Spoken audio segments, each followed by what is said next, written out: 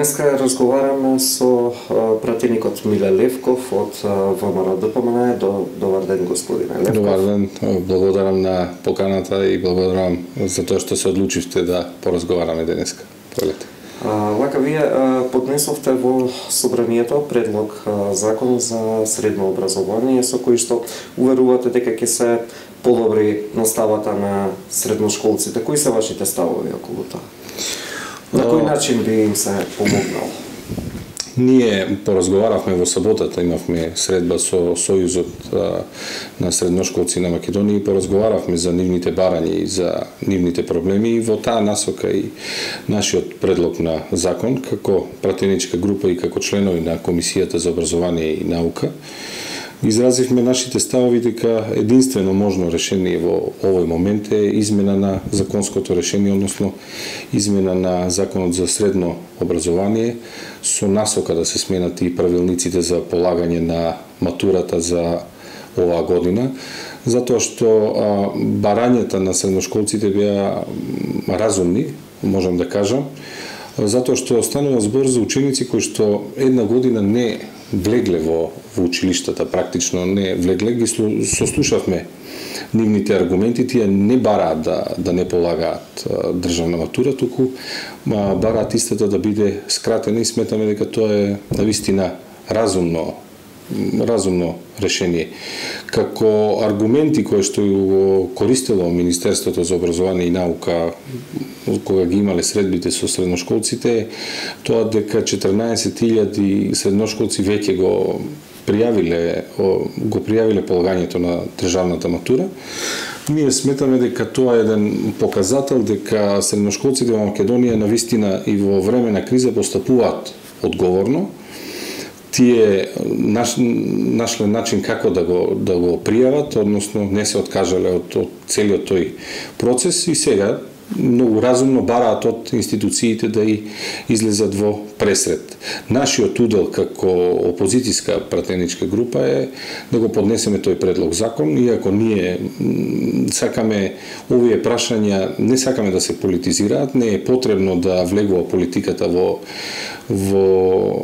училиштата во Македонија, меѓутоа и кажавме дека имаат нашата поддршка и кажавме дека ќе ги повикаме и сите останати пратеници, како поединци, не како пратенички групи, ќе ги повикаме да се охрабрат и да ги согледаат фактите и да донесеме едно решение кое е во интерес на сите средношколци. Затоа што време е законодавниот дом да си ја заземе својата улога и да престане да биде слуга на извршната власт.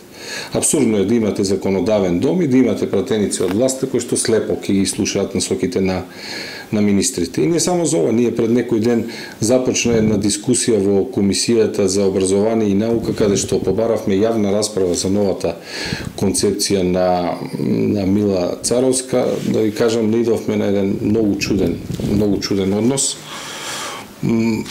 Многу од пратениците од мнозинството се пријави и изедоа процедурални говори. Самата точка никако не се најде не дојде на ред за гласање и Комисијата за образование и наука беше одложена и се уште чекаме да не повикаат. Сакам да ви кажам дека и самото прашање за државната матура и барањето кое што го имаат средношколците е дел од еден комплексен систем во кој што се случуваат многу промени без никаква дискусија, без никаков разговор со заинтересираните. Сметаме дека сите тие процеси треба да се донесат овде во собранието преку јавна расправа, преку средби со стручни, со еминентни лица, преку средби со средношколците, да можеме да ги детектираме тие проблеми и да најдеме соодветно решение. Затоа што со овој проблем не се зафатени само оние кои што полагаат матура сега оваа година, туку се зафатени и оние кои што се сега втора или трета година, затоа што и тие исто така една цела година немаат влезено во училиштата. А дискутабилно е тие 14.000 пријави за државната матура, дали се потпишани од нив или нашле начин тоа да го средат електронски. Меѓутоа, како и да е, како што реков, тоа е показател дека средношколците се одговорни, тие размислуваат на својата иднина, редно е и власта и сите ние да излеземе во пресрет и ние да помислиме малку на иднината на тие деца, без при тоа да заземаме партиски ставови, без при тоа власта или пратениците од власта да бидат поставени како жив зид пред министерот за образование и наука. Тоа се нејзини ставови, сепак собранието има механизам тоа да го реши преку измена на законот на начин на кој што верувајте ќе бидат сите задоволни. Очекувате ли дека ќе најдете заеднички јазик со пратениците од власта во однос на овој закон и дека ќе дадат поддршка? Јас се надевам дека ќе дадат поддршка, јас затоа реков, сметам дека и средношколците, и медиумите, и сите треба да ги повикаат пратениците од мнозинството како поединци, затоа што тоа се представници на народот. Не да ги повикуваме како политичка партија, затоа што ако ги повикаме како политичка партија, јасни се нивните ставови, имаат еднострано, да кажеме, уредување на политиката во образованието, како што е споменав, тоа го гледавме со новата концепција за основното образование, која што е и текако сумнителна и се гледа дека самото отстранување на предметот историја е поврзано со други, има друг политички контекст и воопшто не станува збор за образовна реформа. Ако настават како партија која што е на власт или коалиција која е на власт, сметам дека нема да помине, меѓутоа ако се одважат пратениците од власта да постапуваат како индивидуи, затоа што тие сепак се бирани од граѓаните, затоа што сепак во Уставот на Република Македонија велиме дека ние имаме представничка демократија во кој што представникот, односно пратеникот, го представува електоратот по свое собствено убедување. Сметам дека нема пратеник кој што нема да гласа за ова законско решение. Ако ја изберат ова партиската матрица, тоа ќе биде веќе друга една потажна приказна за сите, па и за младите луѓе кои што го бараат ова од нас. Што се случува и докаде се образовните реформи во држава? Тие беа на неколку пати најавувани изминатиот период, поголемиот дел од јавноста, вклучително еве ние новинарите некако целите останавме во прашалници. Некако дали најголема позадина е оној договор за добро соседство со соседна Бугарија, во кој што држава се согласи да ревидира некои историски ставки. Беше најавено дека од 11 историски ликови настани постигнат договор за 3. Тоа беше изјавено пред 5-6 месеци. Ние до денешен ден се уште немаме информација што се случува и докаде. Ние како новинари не сме информирани. Вие како пратеници претпоставаме и дека вие не сте. Ние дознаваме од нашите бугарски колеги, новинари и од бугарските пратеници. Вие дали како пратеник и во вашава комисија имате некакви сознанија? Само што ви кажав, значи на Комисијата за образование и наука, во моментот кога на сите медиуми слушаме дека се менува образовната концепција, која што мора да признаеме дека е значајно и суштинско прашање за развојот на било која држава, па нормално и на Македонија, како точка на дневен ред беше законот за спортски надпревари и за навивачки групи. И сето тоа е легитимно. Меѓутоа, во време кога немате публика, кога немате спортски надпревари, тоа воопшто не е приоритет и нормално ќе дојде законот на дневен ред. Ние имавме само еден предлог точка, да се отвори јавна расправа за новиот концепт. Зошто е потребна таа јавна расправа? Че јавната расправа е еден начин, еден механизам да може собранието, законодавниот дом, да се запознае со постапките кои што ги води и Бирото за развој на образование, и Министерството за образование и науки, и Министерката, да можеме да поканиме видни, еминентни луѓе, представници во својата област. После нашето барање за јавна расправа на Комисија за образование за новата концепција на Министерката Мила Царовска, имаше огромен број од процедурални барања од представници од пратеници од мнозинството. процедурални кои што трае по 10, по 15, по 20 минути и како што ви реков, комисијата 2 пати се одлага. Која е потребата сето тоа да биде скриено од очите на јавноста? Кој е интересот? Останува знак прашалник. Она што е многу симптоматично е што се најави бришење на предметот историја во моментот кога нашиот сосед бара ние да ја измениме историјата. Значи, произлегува дека целта на образовната реформа на Мила Царовска е друга, а не е во најдобар интерес на децата. Ние не смееме да дозволиме да остваруваме било какви интереси на штета на најмалите. А да ви кажам дека веќе еднаш тоа го сторивме. Со измените за законот за основно образование и измените за законот за средно образование прв пат во Македонија се воведе терминот далечинско учење. Тој досега не беше законска категорија, не беше дефиниран во законот и сега за прв пат влезе. Меѓутоа, ако ги погледнете измените на законите, пишува нема финансиски импликации. А Уставот, мислам дека беше во членот 42, предвидува дека основното образование во Република Македонија е задолжително и бесплатно. Во самиот закон, ако го отворите, ќе видите дека има одредени начала. Началата се еднаквост и пристапност за сите. Со тоа што законот во кој што се предвидува далечинско учење нема финансиски импликации, јасно укажува дека товарот за набавката на потребната опрема за далечинско учење паѓа на товарот на родителите.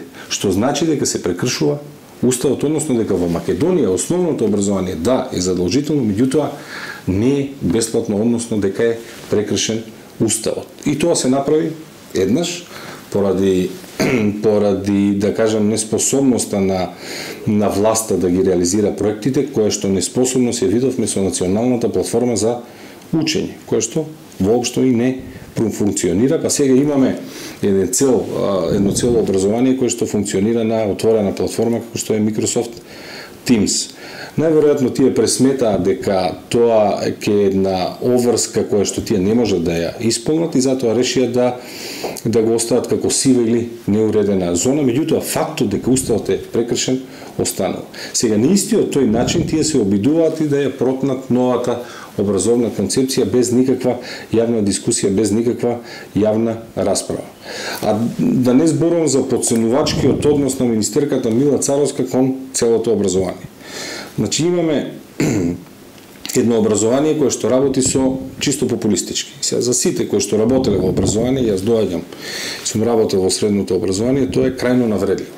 Например, насловите во кои што министерката пишуваше нема веќе учење на памет, е повикување на едни стереотипи каде што учењето можеме да го поделиме на учење на памет и учење со разбирање, кое што представува една сериозна навреда за сите кои што работеле во образование, затоа што ако тргнете сега по државата и ги погледнете како работат наставниците без основни услови за работа, меѓутоа ќе најдете дека сите остваруваат напредни цели. Затоа што учењето е еден сложен процес, каде што имаме помтење, разбирање, анализа, синтеза и вреднување. Така да помтењето е првиот сегмент. И секогаш кога имате во наставата да реализирате одредени цели, како што е да знае, да спореди, да анализира, да разбере и така натаму, ќе видите дека тие наставни цели се јавуваат и проблемите на наставниците се други. Тоа е дека имаат потреба од нови наставни планови, модернизирани наставни планови, имаат потреба од учебници, имаат потреба од наставни помагала. Меѓутоа, нивните потреби се тргаат на страна и се градат едни стереотипи, едни предрасуди, дека ќе се менува начинот на учење и нема веќе учење на памет, кога самото учење, дали ќе е на памет или ќе е помтење, разбирање, синтеза и вреднување, е еден сложен процес и тоа е една цела наука која што не може да биде менувана од еден министер за образование и наука. Значи тоа можете да го имплементирате во наставата или да не го имплементирате, на ваков начин се градат, како што реков, едни стереотипи со една друга цел, а тоа е да се излезе во пресрет на политиката. Например, групирањето на науки е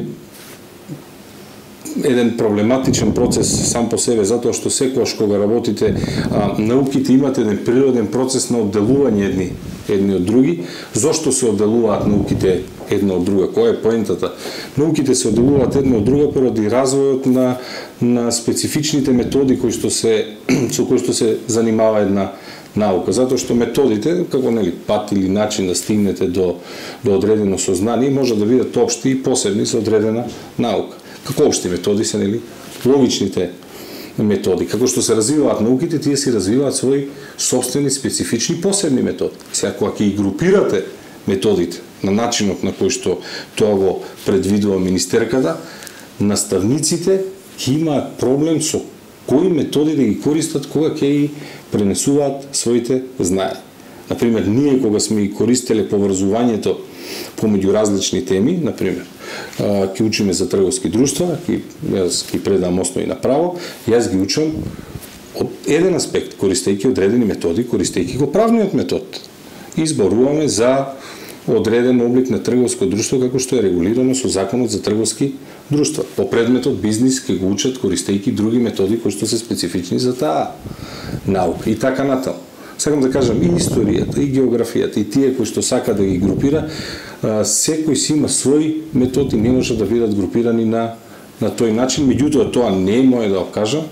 Наше беше да повикаме јавна расправа, која што, како што реков, пратениците од мнозинството ја избегнуваат со сите сили, се изложија, направи еден жив зид пред министерката, ќе видиме како ќе течат понатаму работата на Комисијата за образование и наука.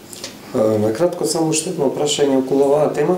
Кажете ми, дали е можна симбиоза? Беше најавено дека ќе бидат споени историја, географија и ликовна умет.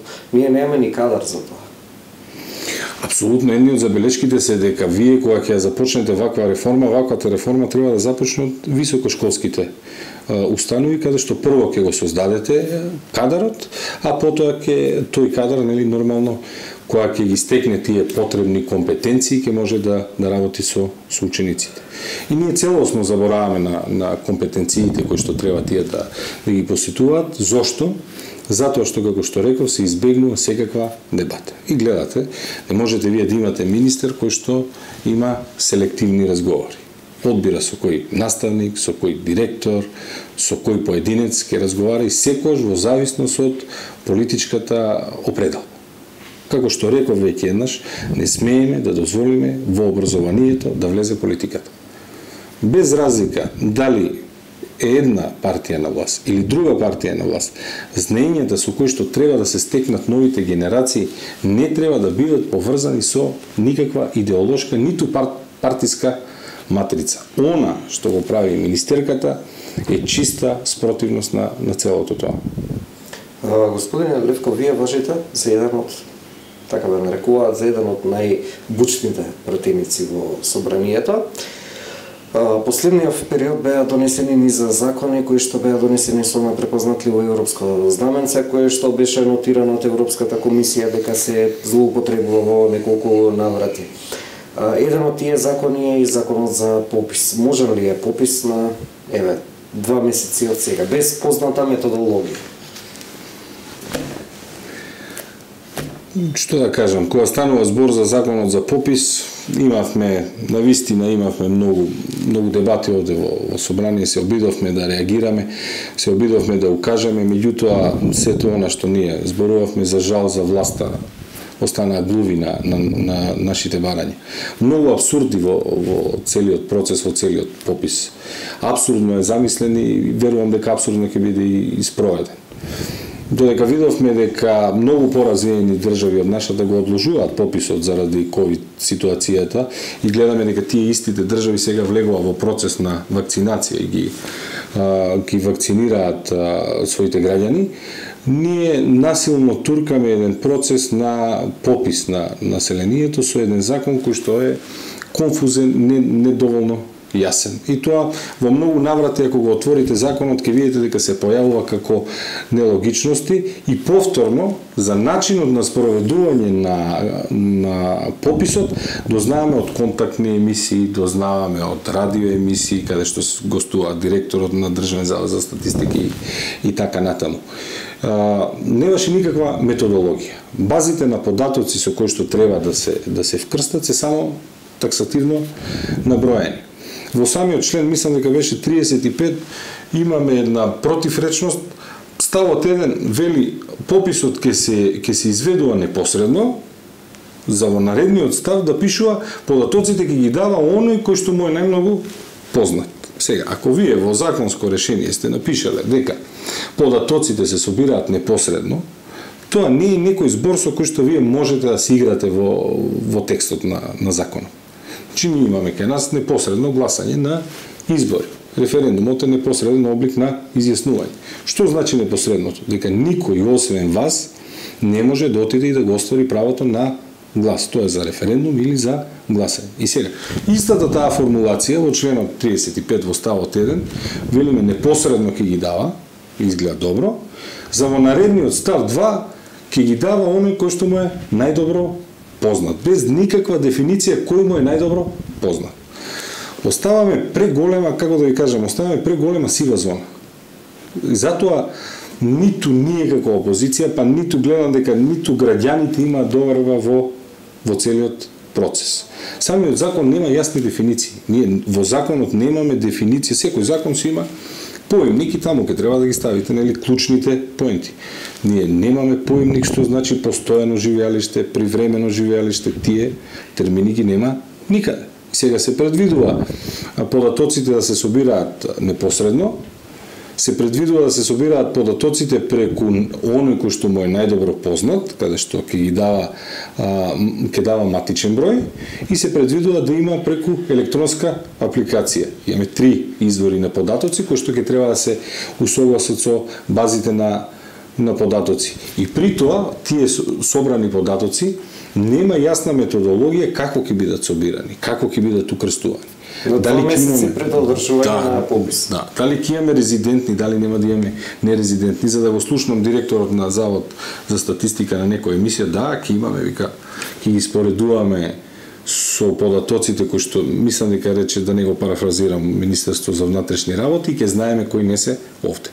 Значи тоа е, како да ви кажам, невидена импровизација.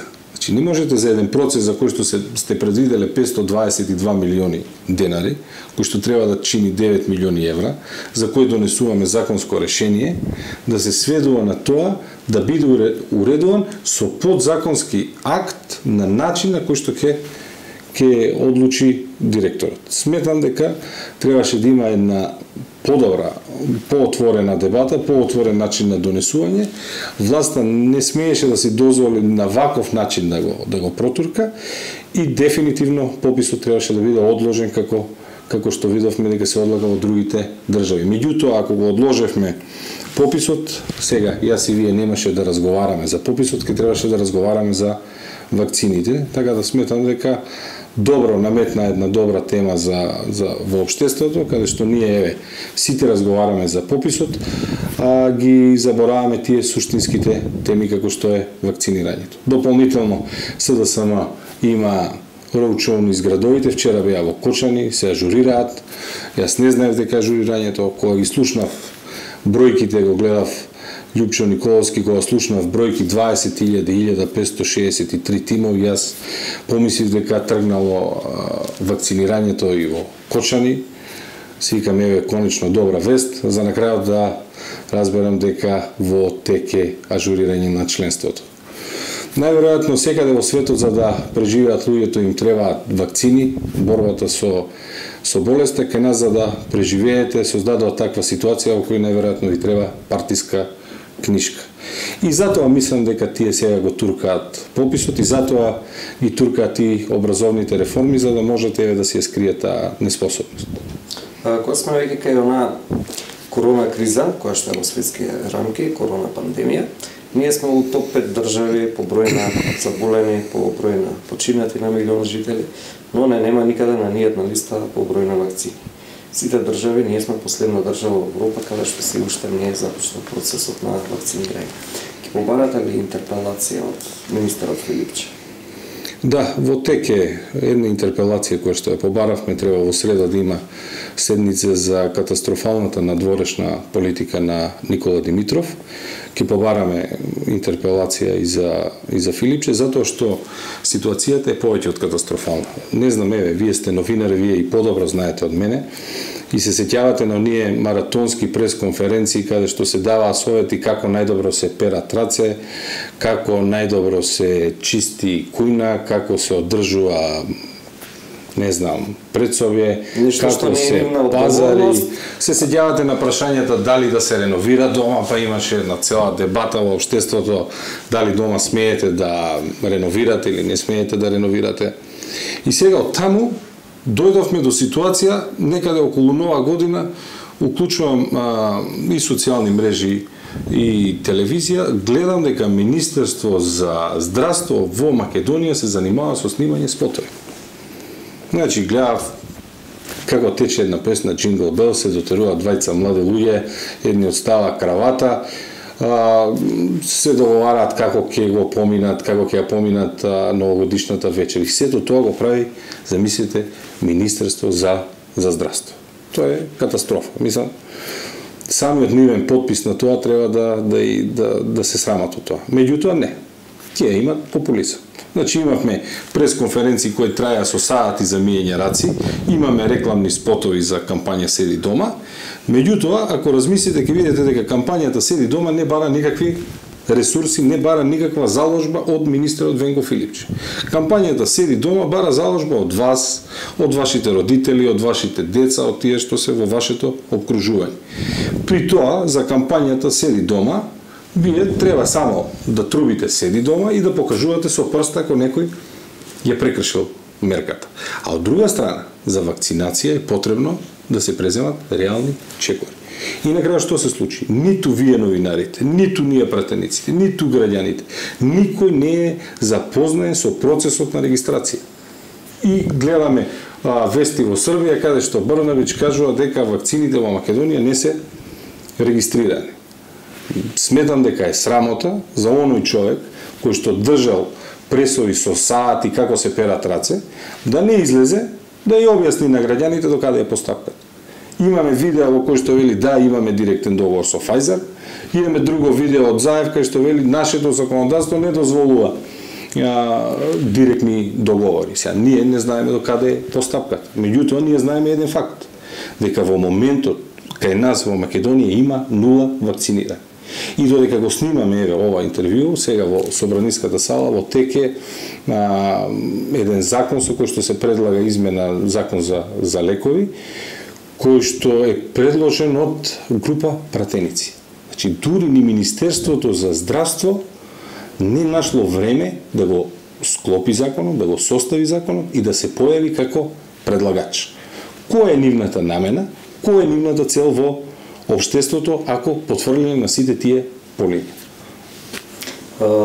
Што е со сите оние други закони што се прокнижуваат во собранието последниот период? Сите оние со европско знаменце, вие како пратеничка група и како опозиција цело време предупредувавте дека се врши злоупотреба, меѓутоа не знам, постои ли некаков начин да се направи некаква надзорна комисија во самото собрание, која што малце е сулудо се тоа што затоа што се случува, многу е чудно, меѓутоа дали некако може да се направи некаква комисија која што ќе ги следи тие процеси? Како да ви кажам, законодавната власт, за жал, во државата, за жал во нашата држава, законодавната власт се наоѓа на една позиција која што е незаслужена, односно се како во подредена ситуација на извршната власт. Пример за тоа е законот кој што помина за ГАМА. Значи, според законот за влада, задолжен за да одлучува за тие удели, односно задолжен за да ја потпише спогодбата, беше председателот на влада Зоран Заев. И сега, нема никаква потреба, односно, не потреба туку, собранието нема надлежност да донесува таков закон. На крајот на денот, затоа што председателот на влада Зоран Заев немаше зелено светло од државниот правобранител, кој што не се согласуваше со сумата која што беше предвидена, истиот го даде во предлог на закон. И ние донесуваме закон со матичен број. А сите знаеме дека законите треба да бидат ерга омнест. Значи законот е правен акт кој што се однесува на сите. Законот не може да биде правен акт со кој што се уредуваат интрапартес односи. Меѓутоа, овој законодавен дом со ова мнозинство како што е, немаше никакви забелешки, видовме дека со 61 гласа и го помина.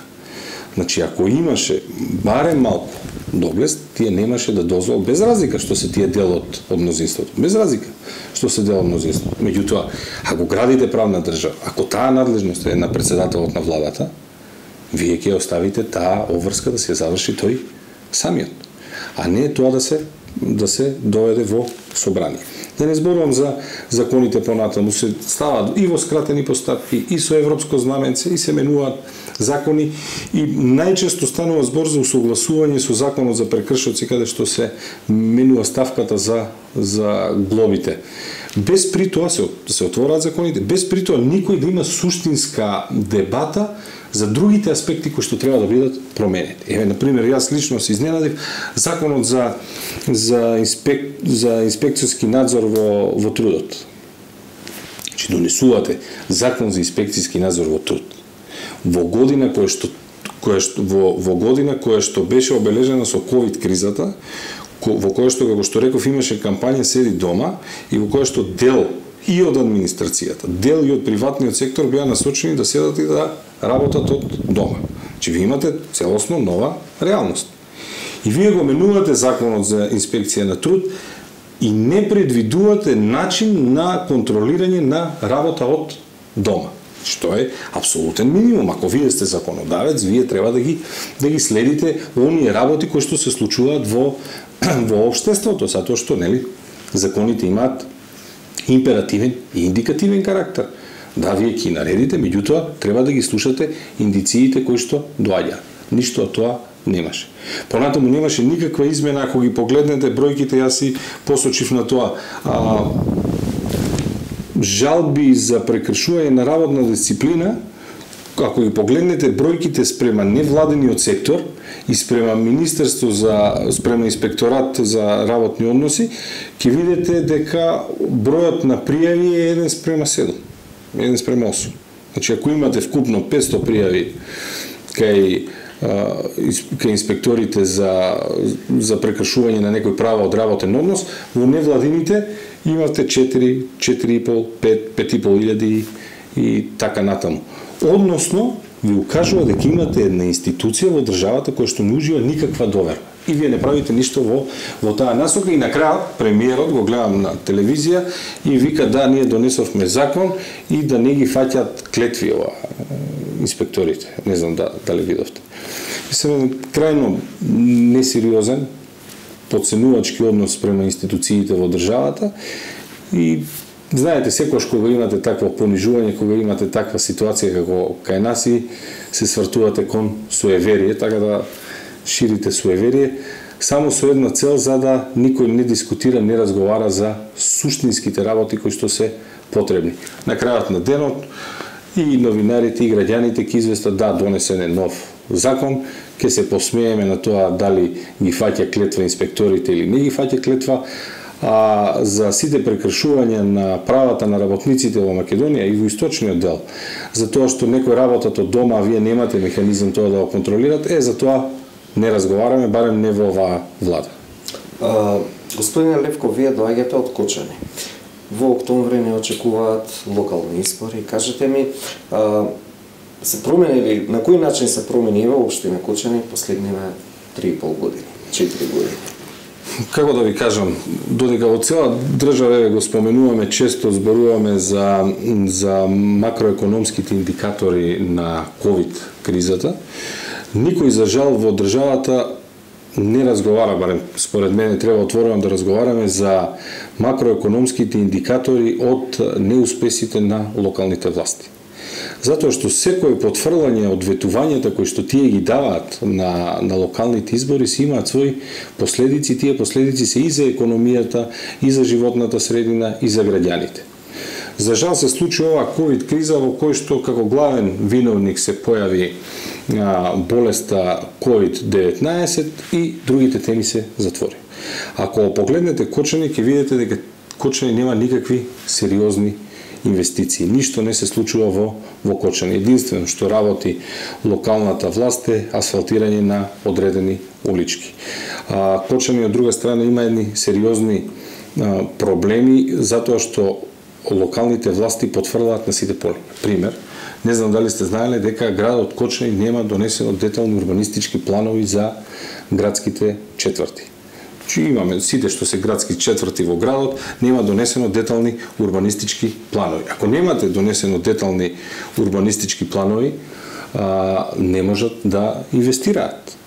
Понатаму Кочани има, како што треба да кажеме дека Кочани има една од најскапата вода за пиење во државата.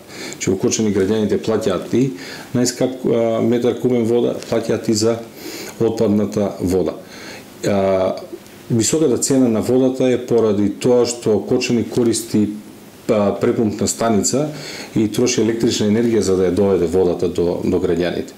Загубите од 2016 од преземање на власта до денеска имат постојан пораст, кој што е особено се забележува во 17, 18, 19, 20, за сега да го постигнеме рекордот. Туку околу 70% од вкупно донесената вода до фабриката за вода се бележи како загуба. Ако земете дека сметката која што ја плати комуналното јавно предпријатие е 50.000 евра, ќе видите дека имаме огромни загуби на енергија. И сето тоа е како резултат на неспособноста на локалните власти. Имаме огромни загуби, кои што огромни загуби на крајот на денот ги плаќаат нашите сограѓани. Да не споменуваме дека Кочани, ако ја погледнете статистиката, ќе видите дека е еден од посиромашните региони. Додека владата на Заев зборува за пораст на просечна плата, Кочани заедно со Штип и со другите општини спаѓа во општините со еден од најниска просечна плата околу 20.000, додека во Скопје мислам дека околу 28.000. Значи имаме сиромашно население кое што има високи трошоци за живот. И понатаму нема никакви проекти. Со тоа што се закочени детални урбанистички планови, нема никакви проекти. Беа најавени различни проекти, беше најавен спа центар, беше најавен затворен базен и така натаму, поради статус квото, нормално застана и тие проекти. Беа најавени кружни текови, кога влегува во кампања социјалдемократите 2017, рекоа овде веќе требаше да има кружен тек затоа што има и финансирање и потребната документација. Еве сега 4 години подоцна ви кажувам дека во Кочани нема ниту една нова спортска сала, нема нови кружни текови, нема капитални инвестиции. И сето тоа според мене си има своја последица врз економијата и во државата нормално и кај нас. Од друга страна, ветувањата кои што ги даваат кандидатите за градоначалници, а кои што не ги реализираат, понатаму си имаат своји последици. Пример, едно од клучните ветувања кое што беше дадено во Кочани на изборите од 15. октомври 2017, кое што според мене допринесе за победата на социјалдемократите, беше гасификацијата во Кочани. Затоа што тие излегоа со гасификацијата и ја ветија како приоритетен проект. 4 години подоцна нема ниту гасификација, нема ниту трага од гасификацијата. Кога излезе министерот за транспорт и врски Бочваров со една вест дека ќе продолжи гасификацијата во општините кои што имаат техничка документација, наведе само 2 општини. Во цела држава кои што имаат техничка документација, ние не бевме ни во тие. Значи, не можете вие во 2017 да ветувате дека ви е приоритетен проект, 4 години подоцна, ајде што немате гасификација, немате ни техничка документација. А сето тоа си има своји последици. Например, во Кочани имаше големи протести против еден од загадувачите, фабриката за преработка на хартија Paper Mill, каде што граѓаните реагираа поради тоа што го загадуваше воздухот и истата престана да работи на задоволство на граѓаните. Меѓутоа, ако се обидеме да ја погледнеме реалната слика, не е во ред градоначалникот, локалната самоуправа и државата да покажува таква негрижа за економијата во нашата држава. Затоа што Paper Mill е загадувач поради тоа што во Кочани нема гасификација. Ако Кочани имаше гасификација, односно ако се постапеше според ветувањето од 2017, сега ќе имавме фабрика која што функционира, немаше да бидат отпуштени 120 до 150 луѓе запослува, немаше да бидат отпуштени, истите ќе допринесуваат за економијата и ќе се занимава со она што се занимаваат, односно е преработка на отпадната хартија. И сега имаме затворен цела фабрика која што се занимава со преработка на отпадна хартија, како што знам околу 14.400 тони годишно преработува отпадна хартија, што значи спас на шумите или на дрвната маса. Значи ќе немаме преработка на отпадната хартија, ќе имаме плюс 120 до 150 невработени, ќе имаме намалена економска активност. Зошто? Затоа што градоначалникот не е обезбедил она што го ветил 2017. И затоа, кога ќе погледнете на страната на странските директни инвестиции во Македонија, престанаа да доаѓаат инвестициите и една од причините е затоа што никој не си останува на својот збор. Ако вие сте ветиле дека ќе доведете газ, најверојатно инвеститорот води сметка за вашето ветување и смета дека тоа е еден енергенс кој што ќе му биде на него достапен. Со вашето неисполнување на ветувањето, некој мислат дека неисполнетите ветувања се само оружје и начин или односно тема за опозицијата. Меѓутоа неисполнетите ветувања од друга страна се имаат своји импликации и ова е една од импликациите за кои што сега ви кажувам. За крај уште едно кратко прашање. Владата претходно го отплати скоро целосните долгови на сите општини кои што биле направени до сега. Беше исплатена голема сума на пари, да подсетиме онака со камата на камата, пошто на земен кредит имаш камата, па државата ти го отплаќа и она за тоа пак плаќа камата. Некако последно, не знам, Кочани важи исто за една од позадолжените општини, во меѓувреме повторно се задолжи, а во собранието влекуваат процеси, процедури нели за нови задолжувања, едно од нив и она за енергетска ефикасност, која што средства кои што треба да бидат после поделени помеѓу општините. Ќе отидат ли тие пари на вистинско место? Прашање е колку имаат капацитет да го реализираат ветеното. Токму во насока нова.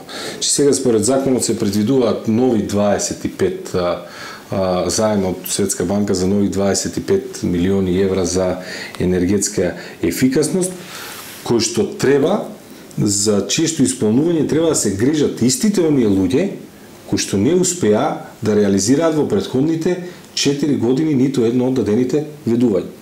Значи сега се задолжувате 25 милиони евра за да ги дадете на истите тие луѓе кои што како што ви кажам во Кочани имаат загуба од 70% на водата. Значи имате загуба која што се движи од не знам, ако направиме груба пресметка, повеќе од пола милион евра само за енергенси, не зборуваме за поправка, само за електрична енергија во Кочани, а ќе зборуваме понатаму да добијат одредени средства за да реализираат проекти од аспектот на енергетска ефикасност. Сметам дека апсолутно тоа е исто како да имате една куќа во која што немате кров и сега ќе ги менуваме прозорите. Значи, локалните самоуправи направија толку многу пропусти во своето работење, тие се сконцентрираа и според мене во изминатиот период беа само поддршка на централната власт и тие беа вклучени во изборите онолку што беа вклучени и повеќе од централната власт. Сега истите тие и овој сет на закони кои што и законот за енергетска ефикасност и законот кој што се предвидува менување за начинот на финансирање на општините каде што ќе се пресметуваат 4,5% не од последната година, туку од последните 3 години, се само обиди да се создадат услови социјалдемократите уште еднашка би рекол да ги киднапираат општините. Чи не е проблем дали, туку проблем е кои ќе ги реализираат тие проекти. Имаме едни луѓе кои што работат само за интересите на Зоран Заев. Во овој момент, како што реков, се сконцентрирани на ажурирање и се сконцентрирани на подготовка за наредните локални избори. Не ги интересира ниту еден проект, не ги интересира добро состојбата на граѓаните и не ги интересира ништо кој што од долгорочно значење на граѓаните. Имаат една краткорочна агенда која што, како што видовме, почна да тече деновиве, ќе треба да кулминира некаде околу 15 октомври, а потоа ќе имаме нови 4 години исполнети со неприлики во кои што ќе бидат виновни ковид криза, невидливи непријатели и нормално опозицијата. Ред, ви благодарам господине Ливков на одвоеното време. Благодарам за поканата уште еднаш и поздрав до гледачите.